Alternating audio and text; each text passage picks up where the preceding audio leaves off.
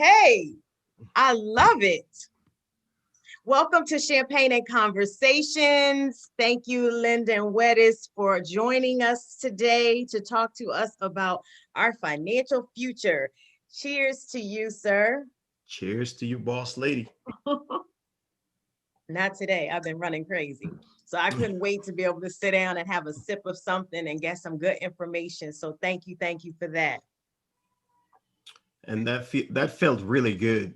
Yes, yes. Come on over. Come on oh, over from the dark side. oh, Enjoy the champagne. it hit Yes, the palate, man. That was good. yes.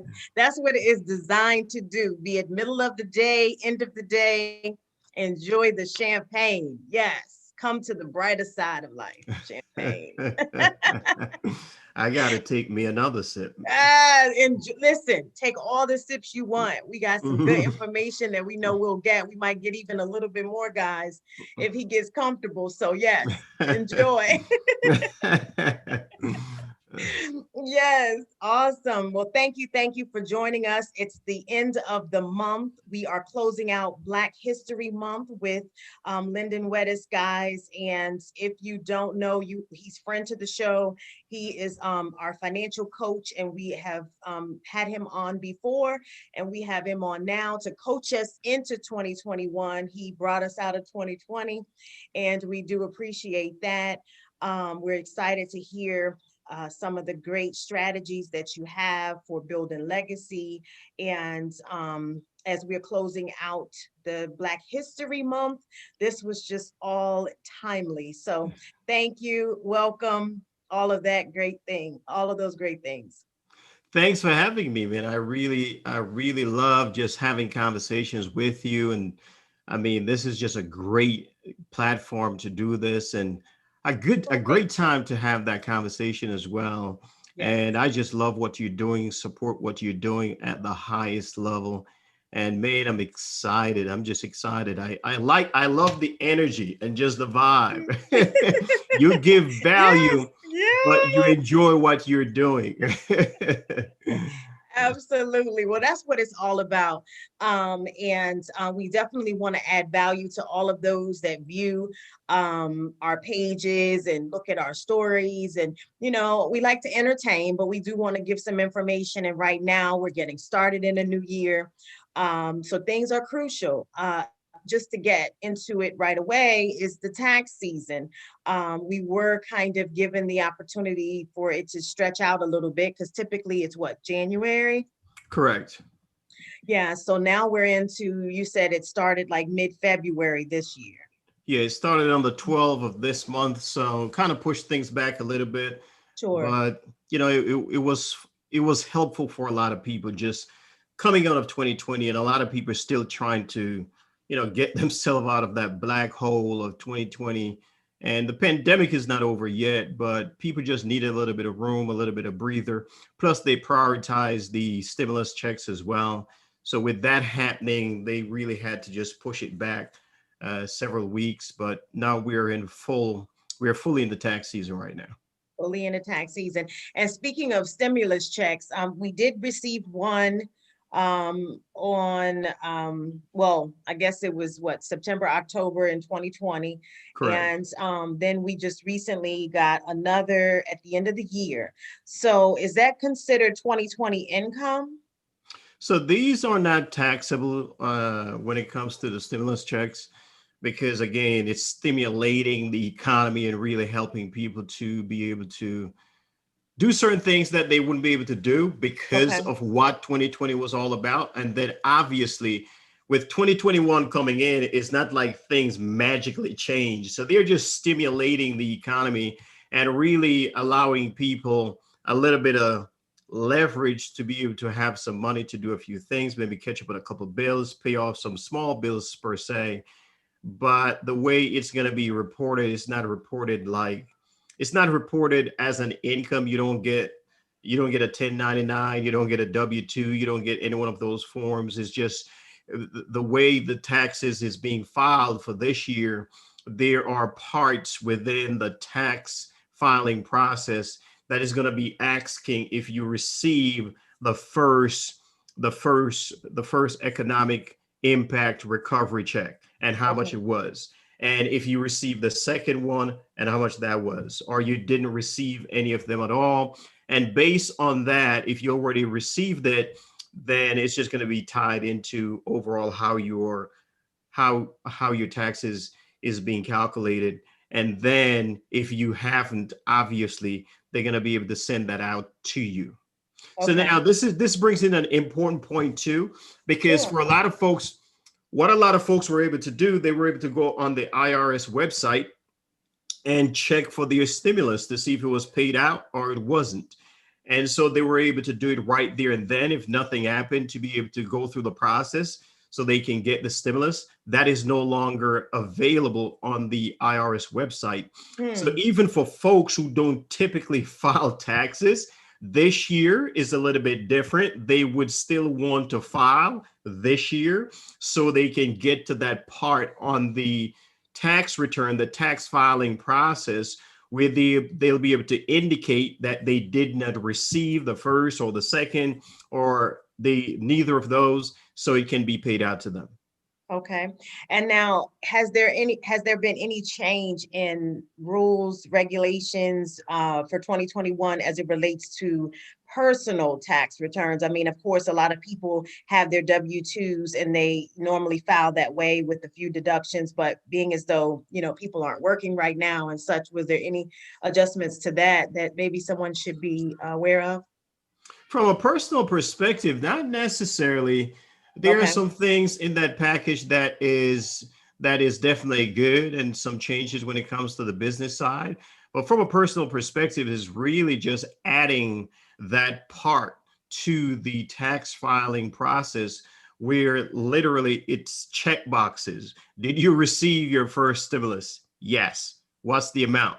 Did you receive your second stimulus? No. What's the amount? If you didn't receive it, you just don't check it. If you did not receive any of them at all, then that's the selection that you're going to make. And then that's going to trigger the process so you can get that check out to you. Okay.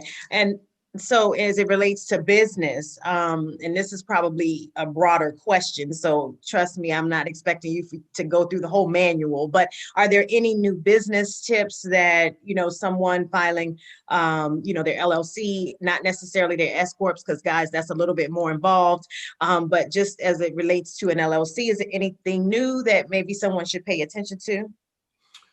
So just like the personal tax, and obviously when it comes to LLC, you are a business and it's limited liability corporation. A lot of people hear the term, but they don't know what it means. So an LLC is a limited liability corporation. What that means, you legitimately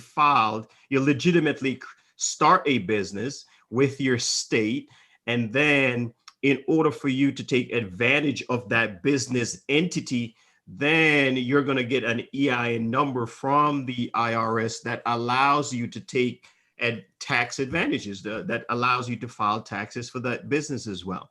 So now there's not a lot of differences compared to prior years. However, what really happened in this stimulus package compared to prior years leading up to December 31st of 2020, when it comes to business meals, you were able to deduct 50% of that business meal. It was a 50% deductible, every business meal you have.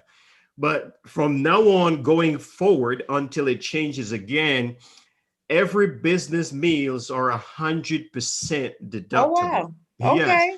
which is actually a really good thing, because what it also does, it encourages more business meetings, one, and it also helps to stimulate local businesses Okay. where traditionally, if you weren't going out as frequently during the pandemic, which is really what was happening, now you're a little bit more encouraged to go have a business meeting. Not maybe not with 10 people, but maybe 2, 3 people, something that is important, and you're stimulating the local economy.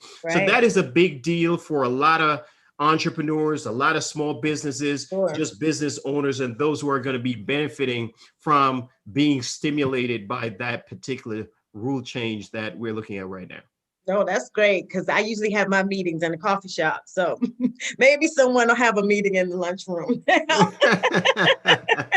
I stopped those dinner meetings years ago. For a lot of reasons, but yeah, maybe we now will go to coffee shop all the time. So thank you Correct. for that information. I appreciate it.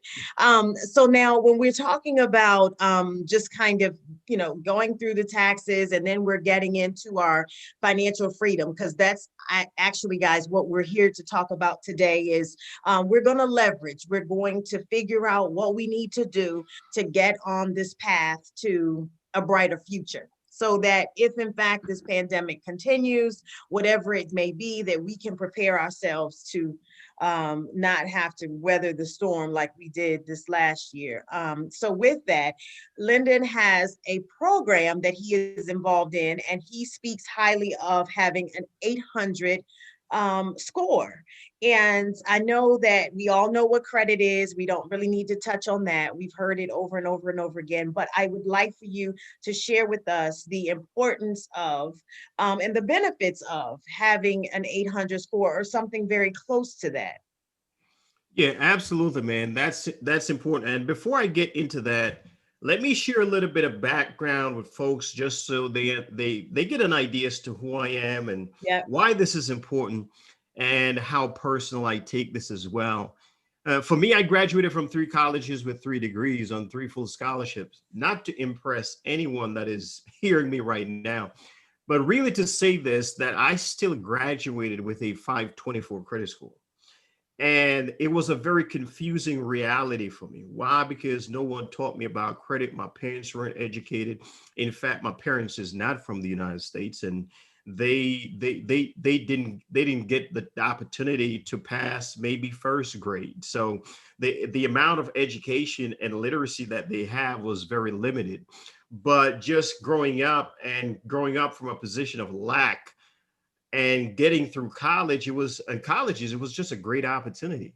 But now I get in a position where I'm like, okay, I'm highly formally educated, but I'm highly financially illiterate. And it was a very confusing reality for me. And so God, it so happened that God blesses me where I end up marrying my wife now, who always had the mid 700s. So I had to rely on her credit for a very long time. I missed a lot of opportunities. I had fear. I was embarrassed and I was frustrated. There was a lot of anxiety in there. But one of the things that I did, I committed to not being in that situation for the rest of my Yes. life. Yes. And I want to speak to the couples out there as well. One of the things that I realized through this process, this experience, that if you're in a relationship and one of the members have an 800 credit score and one has a 500 plus, your lifestyle will always be dictated by the lower credit score. So a lot of times when I work with couples, young couples or just couples in general, and one want to fix their credit or get their finances straight, I say you got to do it for both, because individually you are powerful, but together you become unstoppable. And you always want to be an unstoppable force. You hear about power couples and what they do and all that, and it's not always capital. It's credibility. Higher credit, higher credibility. That's the way it is. And so just coming from where I was and being able to be where I'm at right now, the experience is very different. We're in a very different position. When you have credit, high credit score, you have high credibility and you have access, you have opportunities. And now the term that we love as entrepreneurs is leverage. How Yes. do you leverage? And that's what it provides. It provides you the opportunity to be able to leverage. You get the best credit cards out there with the lowest interest rates. You get all the perks. You get higher loans and you get low interest rates, and you get the best apartments. Now you're looking at zip codes that you thought was impossible. And now you're looking at universities that people in your community thought that your kids wouldn't be able to go to. It really does change your entire life. It does. And it's just a life experience for us. So it took a lot of work to get there. But when you get there, it really does a lot of things to you. And getting your credit straight is always a possibility. Yeah. It doesn't matter where you are. it is always a possibility. But one of the And is things it that's costly to get your credit together? so let's say this, and I understand exactly what you're asking, but I'm going to put it this way. It will never cost you more to fix your credit than bad credit will cost you over a lifetime. I like that. It Okay. will never. Okay. So not that I preempt you for your program, but it was a good start. So let's just go ahead and share your information so that people will know that we are bringing you guys the best information and an opportunity for you all to be able to sign on to something that's not out of your reach, out of your touch. That way that you don't feel as if these years can continue and you're not able to leverage what you need to. So could you please just share your business information so that people would know how to find you to sign up if they want to work on their credit? Absolutely. Appreciate that. So I'm very active on Instagram. So Lynden Weddis on Instagram. If you go to Lynden Weddis, you'll Yeah. find me. If you type in the 800 Club Minister, you'll find me as well. I'm very accessible. There are links in my bio that you can click. You'll get information. I work one-on-one with individuals as well to mentor them. I provide free PDF of very specific steps that can be taken to get someone on their way to the 800 Club. I have an ebook as well that lays out exactly what I've done and what thousands of clients have done to get themselves on the Mm. path to the 800 Club as well. My direct line is on my Instagram page, but you just can't miss me. If you go on Instagram, you will find me. And he responds, guys. So don't worry. If you do need to reach out, you can definitely get there. Now, we were kind of talking a little behind the scenes before we started. And typically, how long can you anticipate it taking to transition from, like you said, from a 524 to, I mean, you may not comfortably sit in the sevens immediately, but at least to maybe realize a 635 or a 650, something to that degree. So typically on average someone can expect changes in their credit score within every 30-day period if Okay. they're actively doing something about it.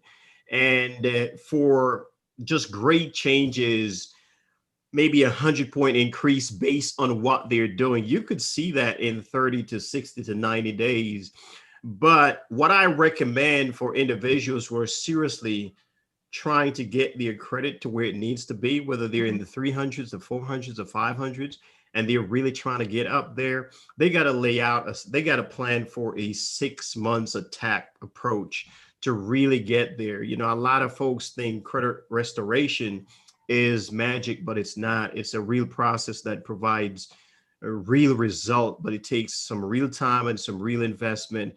And I just want to say this as well, because it's important. A lot of folks, they've spoken to credit repair people before, and they have worked with credit repair companies before, and they have had no results and nothing Right. happened. And some have. And then they went back to where they were. But the difference is, as the good book says, the people without vision and without knowledge perish. It is true. See, knowledge without action is nothing.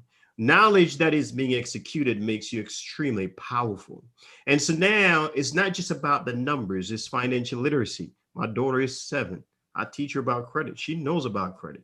She can do a full presentation without even knowing it because she has Oh, heard it so many times. yeah. I talk to her about the stock market. I talk to her about businesses. I say to her, you don't have to go work for someone. You can create jobs for other people. So it's also a mindset and a legacy, which is something I know you want us to touch on, that you are building. It's not just the numbers, ladies and gentlemen. It goes way beyond that. You got to set up your kids and your kids' kids and their kids to be successful. And a lot of times it starts with your credit, creating that credibility and that opportunity so you can leverage. Yes. So we could go two different directions here, but I'm going to make sure that we get both in before we leave you today.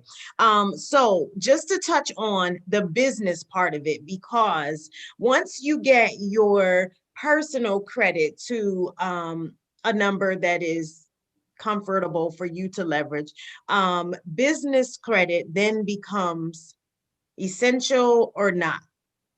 It is very essential. And a lot of young entrepreneurs fall in this position where they start out with their personal credit, Yes. which is typically what happens.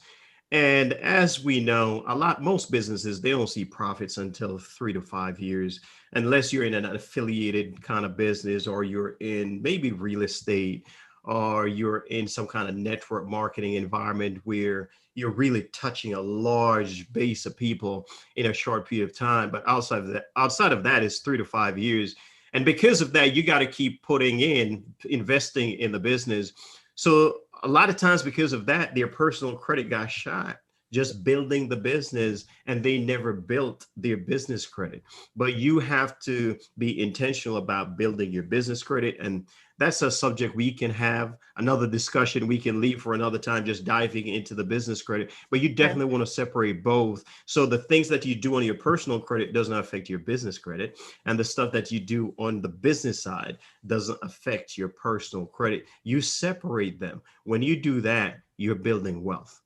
And I will say, just speaking from experience, yes, you do tend to, as we say, tap out when it comes to your personal side, and then you haven't really prepared the business side fast enough. So then you kind of go through this waiting period of what do you do and how do you leverage? Obviously, there becomes a part of investors and so on and so forth to be able to get you across to the other side. But if you do that simultaneously from the beginning, starting with both the personal and the business, and let them grow together, then that way you have the ability to do, kind of either one if necessary. So I think that's definitely something that we've learned, and good information to share for all of those that are probably starting new home-based businesses and such, not just outside the pandemic, but there's, like you said, the network marketing and all those great things that people get involved in. Just thinking of that from the beginning, putting that on your to-do list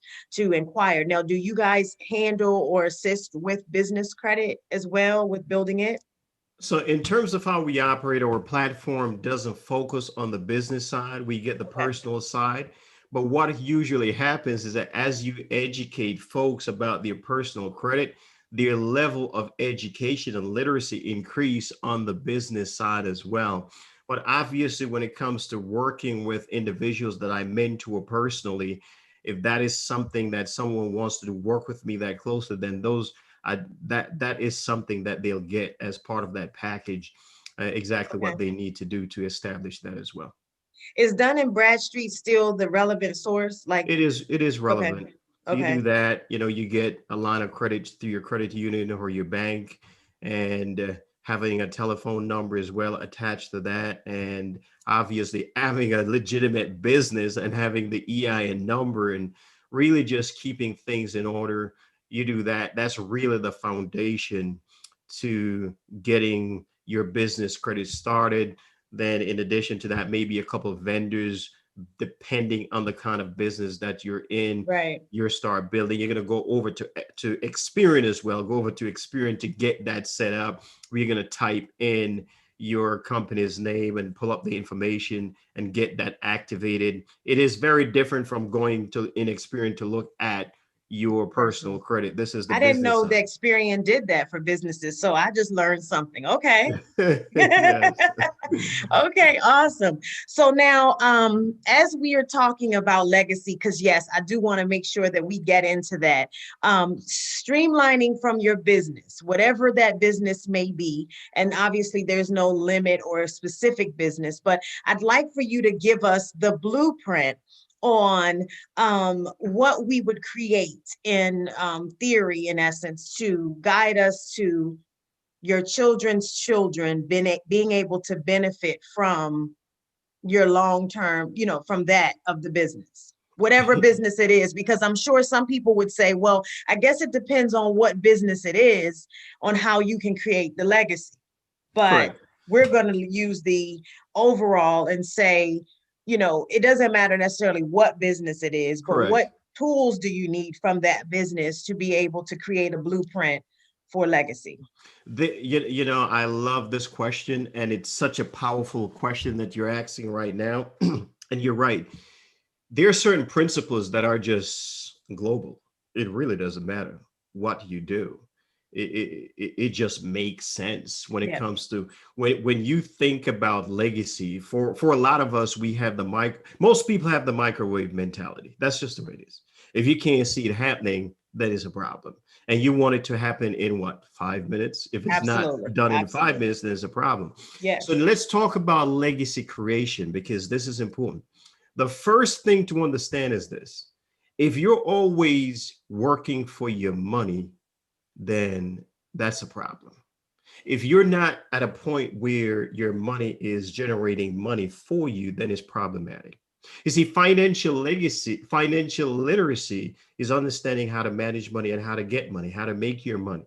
But you see, financial intelligence is something that a lot of people don't have. Most people don't have it. So now, let's say, for instance, I'll use myself as an example. I worked in corporate America, started at 39,500, built a six-figure career. It was great.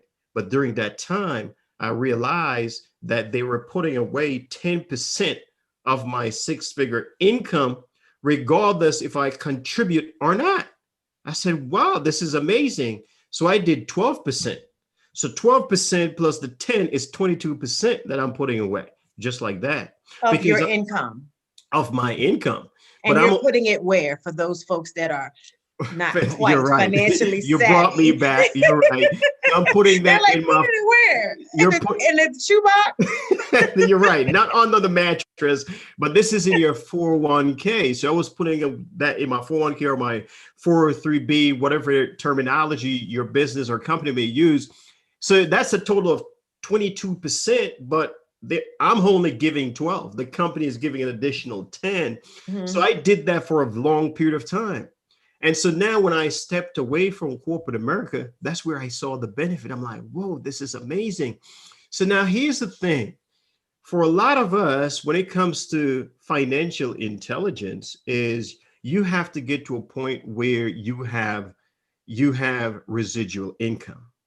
Residual income, active income is what you actively work for. If you don't work, you don't get paid. That's active income. Passive income is like real estate, which you're in yourself. That's passive income.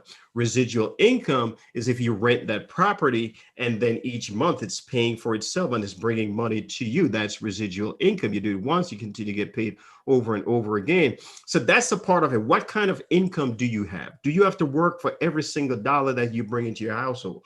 Or can you leverage a system, a platform, a service, or something that's going to create some additional Commerce. income? Sure. And Sure. e-commerce, whether it's Yes. drop shipping, it's Amazon, it doesn't matter what it is, affiliate marketing, network marketing, Yeah. real estate, I mean, home-based business, your crafts, your talent that you have, your gifts, there are so many different options. Right. But in addition to that, check this out. So 95% of homeowners have homeowners insurance. 87% of people with cars have car insurance. 81% of, and this is America, of individuals with a cell phone have insurance, car insurance. But only 59% of Americans have life insurance. See, that is very, very concerning. That's a priority check. So life insurance is also another way to really build a legacy. People are looking at it like, okay, but I only get this if I go to the other side. You see, you're only looking at the now. What about your kids? What about their kids? You see that it's a very different approach. It's this is what you call financial intelligence and legacy creation. So you're doing that through life insurance, maybe a will and trust. A lot of people don't understand the power of a trust. They say, okay, a will, I'm not planning, to die. Okay, but what about a trust? Do you understand the power of a trust and what it does? And these are things that people can type into Google and really take a look into it. So when you're talking about a trust, you're talking about your will, you're talking about life insurance, you're talking about residual income, Right. you're talking about just creating an LLC for your kid. Yes. You Yes. create an LLC for them and let them have that. You can pass on a business to your child, but you can't pass on a job. The way I put it, when it comes to a job, you don't get any check anymore. That's the way it is. So think outside the box. 80% of the economy, when the tax codes were created in this country, were small business and businesses. And that's the reason why it favors businesses and not W-2 employees. You really want to tap into the American dream? Start a business, an And LLC. I'm going to take you back just a few steps because I was trying to make mental notes as you were flowing. I definitely didn't want to cut off that energy. But for those folks that do not have 401ks like myself, I will say that there's alternatives to that, whether it be an IRA at a bank, or there's a private investment that you choose to do. And some banks will offer, some of the same kind of 401k tools, but it's just not considered that that's linked to, because I'm sure someone is saying, well, we don't have that same, and I understand it because I did not have it as well. So you can look into with your private institutions, other options, other instruments that you can use as savings in order to put away for those later years. One thing I know, a girlfriend of mine did that Johnson Gerber, no Gerber, I think it was life insurance, Yes, as you were yes, just speaking of, and yeah, I mean, she was able to pay for the first year of college with that. correct. And we all get it when we've had our baby in a little bag on the way out the hospital. And, some of us put $10 in or whatever it is. But yes, she was able to use that Gerber plan and pay for the first year of college. So yes, just not to step away, because I'm sure a few people might have been asking, well, what do we do if we don't have that? Now, just kind of going back to 2020, what if someone had to cash in some of that to get through, that pandemic time? Are we paying that back to put it back in if we've used it? Or what do you suggest now moving forward as it relates to catching up or replacing that? Phenomenal question, man. And that's the reason why I love talking to you. This is a great question. And it all depends on how they withdrew it. Okay. However, during 2020, the government allowed for individuals to pull from their 401k, 403b, or whatever the retirement they had, and they attach it as they are pulling because of the COVID. They're pulling because of COVID. And because they made that exception, then they were waiving having to pay that 20%, which is the federal tax that they would have to pay. So a lot of folks were able to withdraw and waive that. If you're in a state that has state taxes, then you may have to still do the state tax. So whether you withdraw just a withdrawal based on COVID, or you did it based on a loan, it all depends on how you withdrew that. But wherever you took it from, you will get a form from the IRS that tells you exactly what you need to do. Some of that is going to be reported as income. It is additional income. But what is important is whether or not you still have to pay the 20% for the federal tax. And then if you're in a state, I'm in a state there's no income tax, so I don't have to think about it.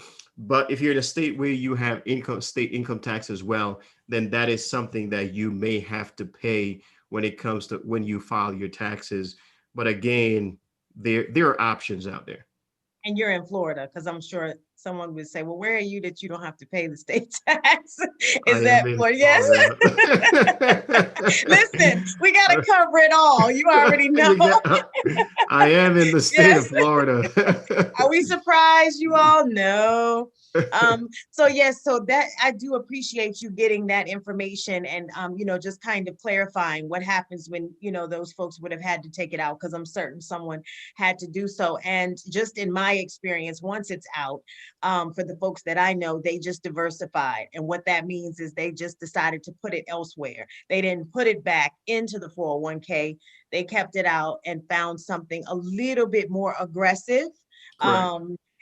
That means that it would actually give you a better return, or a return a little bit faster. I don't want to lead anyone down a path without, totally understanding what we're talking about. But yes, after the 401k, they pulled it out. And then when they got ready to put that money back, they just, maybe purchase a piece of real estate or something like that, just to be able to get a little bit more, and then in a little maybe shorter time, or being able to see, like you said, a passive income, to be able to even convert to now what a residual income, which Correct. is what we're going to go back to. So now you can take it away again with what you were sharing with how to start the LLC for the kids.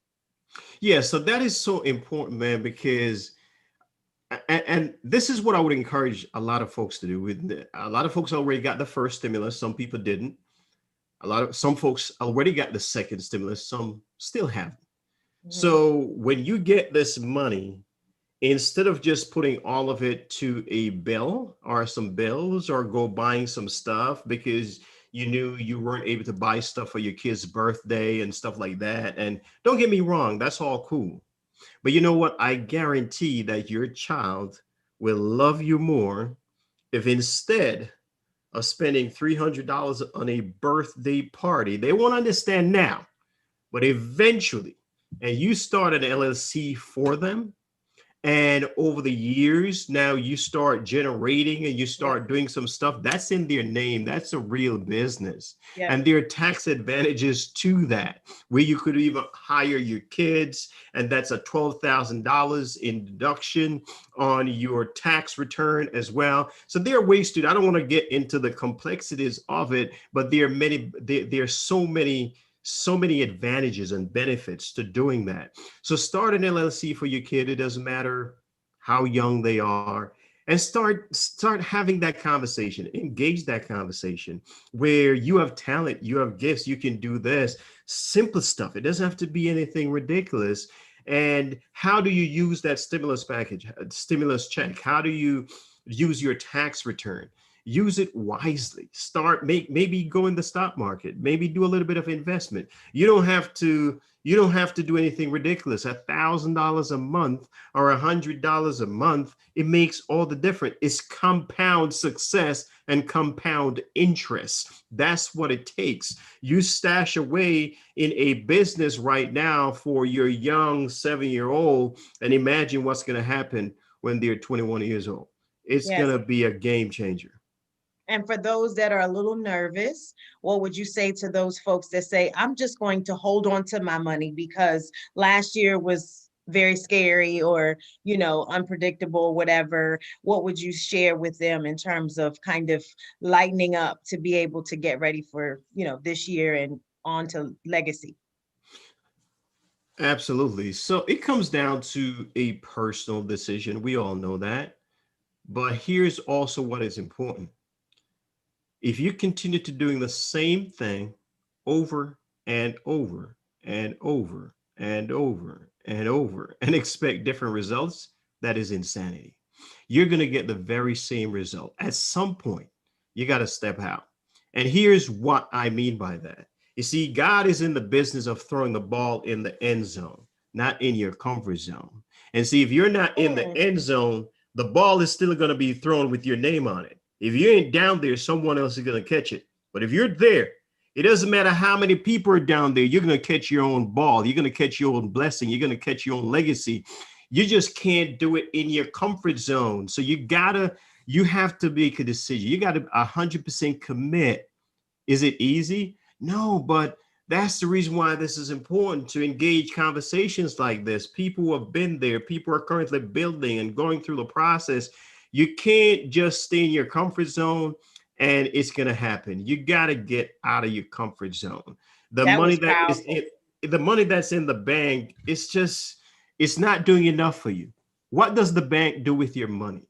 They give it to the people that are going in the end zone to use it while you think it's just sitting there. That's right. Now, they love the people in the comfort zone because they're going to take advantage of that and use your money, give it to the people in the end zone to continue doing what they do and to get that compound success, that compound interest. And over time, what you're getting point Point, five, point point, zero point, five. I mean, what is it? The best credit 20 union cents a out month. there is going to give you point what, 8? I mean, 0.8%. I It's don't it mind those. doesn't cut it. It doesn't work. Right, right. And that's the same thing with the 401k. And I'm just saying that because my mother just retired a few years ago. And, when she went to check in what she had, it was just kind of it had just been coasting, and I even turned to the advisors and said, you could have encouraged, a little more if need be. I understand you looking at age and you're thinking, what have you, but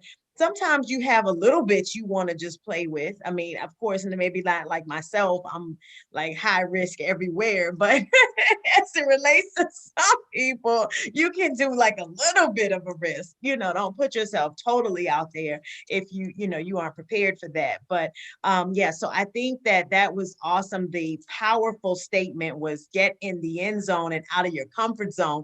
I'm gonna have to use that as the mantra. I love that. I'm like, hopefully, guys, you got that and got inspired. Now, not to just kind of get off of that too fast, because I want you guys to be able to inhale that and take that into your spirit for a moment and be able to live with it, to say, okay, it's time for me to make what we say is a conscious shift in order for us to move to the next level. And with that, we're moving closer and closer to that financial literacy, as well as that favorite word of mine, which is legacy. I think that is so very important, because right now we just don't know. And my son and I have conversations all the time about what we could have done to better prepare. But I think that that's generational. What our parents were not able to do, they instilled in us. And that we know now is what we're trying to instill better into our generation, well, the next generation, which they're a little bit different. They're designed a little different. I don't know what's going on with them, but but we'll just keep praying for them and working through it. So as it goes into, going back just for a moment to the business part before we kind of close out with you, is just where you're speaking of legacy LLC and getting everyone set up for that. Is there kind of a time frame, or is there a system that someone should follow, like some simple formula once they say, okay, look, I got my papers, I got an LLC, now what should I do with this? Is there some sort of system that they should start immediately to be able to look at a 5, 10, 15-year time frame for growth? Very good question. So obviously, if we're going to talk about the credit game and the setting up your business game, there are a lot of people out there that are using these are very high ticketed items. So you could pay thousands of dollars to get your credit restoration process started, but you also don't have to. You could also do the same thing to get your business established, but you don't have to. The first thing you want to do is figure out your business name. If you want to start with your own name, that's fine. Lynden Wetters LLC, or Right. enterprise, or enterprises, or services, or whatever you want to call it. And then you check your state system, whatever system they have, and you can Google this and see if the name is available. For me, I don't have to worry about it because I'm the only guy in the world with my name. Lucky So you. you check to be sure it's available. If it's available, great. Then you get it registered with your state. You can do it online completely. For some states, it may be $50. It may go, let's say, anywhere from $50 to $500. You could find where you're going to do that with registering your business with your state. Then to get your EIN through the federal government is the second thing that you find the name, make sure it's available, and once it is available, you get it registered, and you may pay anywhere from $50 to $500, and then now you go over to the IRS, and this is all online, social distancing friendly. And so you go over to the IRS and you register the business and you apply for your EIN. They're going to send that information to you. And once you do that, now you have a legitimate business.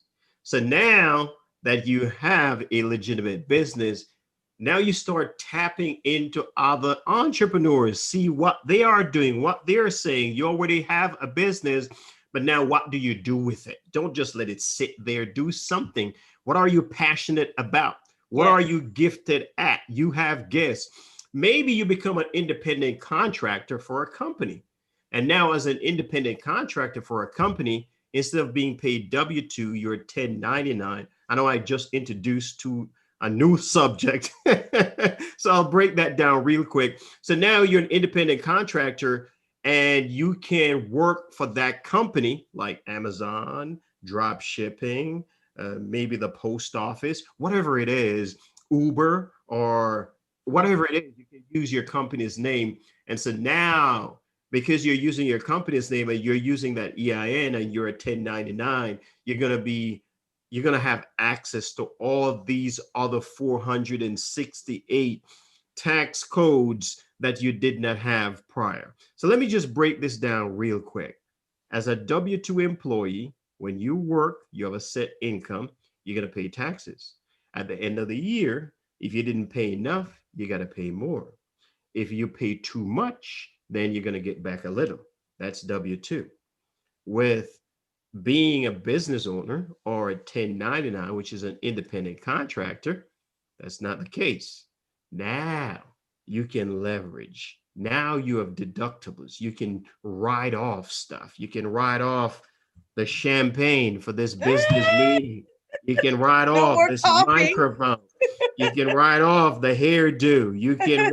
So now, and I'm making it very simple so you understand what Okay. it does. So now you can write off your cell phone bill. These are simple things. And obviously, there are bigger picture to this too. But starting from the very Yes. basic, that's what it allows you to do. For me, that is the real American dream. Yeah, and it also allows for you to take that passion and turn it into your purpose, which allows for you to be able to make the money that you want to make. So you have no cap. And again, we're not selling it as you have to leave, a 9 to 5 and go into business. It's just an added part of being able to march towards legacy. That's it. That's all. It's just information, but passion is a great way to start. After you've got that licensed piece of paper, you can now go into whatever it is, making cookies, whatever it is, basket weaving, and turn it into something that you can, make exciting for just yourself or just your family and their family, what have you. But that's what this conversation was designed to do, was to give you the infamous blueprint on what it takes to be able to move forward and leverage opportunities and leverage the information and leverage the financial income that you have. And just knowledge is power. We know that, and we're looking to seek it at any point, which is why we're all sitting here looking at social media, looking at things online, is just to gain more information. So with that, we do appreciate you sharing all of the helpful hints and tips. And if anyone has any questions, Lynden, please share your information again, so that these good people can find you. Awesome. So again, I'm very active in social media, Instagram in particular. My handle is Lynden Weddes. That's LYNDEN or 800 Club Minister. You type that in, you'll find me. My direct line of communication, my cell phone is 786-505-0270. You can call, you can text. You may not get me right there and then, but you will hear back from me. And I'm going to wrap it up with saying this, because you just inspired me right now. You talk about passion into purpose. That is true. So I'm going to close it out with this. Don't allow the losses of your past to hold the key to the door that unlocks the bridge to your crossover. It doesn't matter how many times you've lost in the past. You got to start from today. Don't let that impact or affect how fast, how hard, and how hard you go. Secondly, don't allow the success of your current season to become the enemy of your future.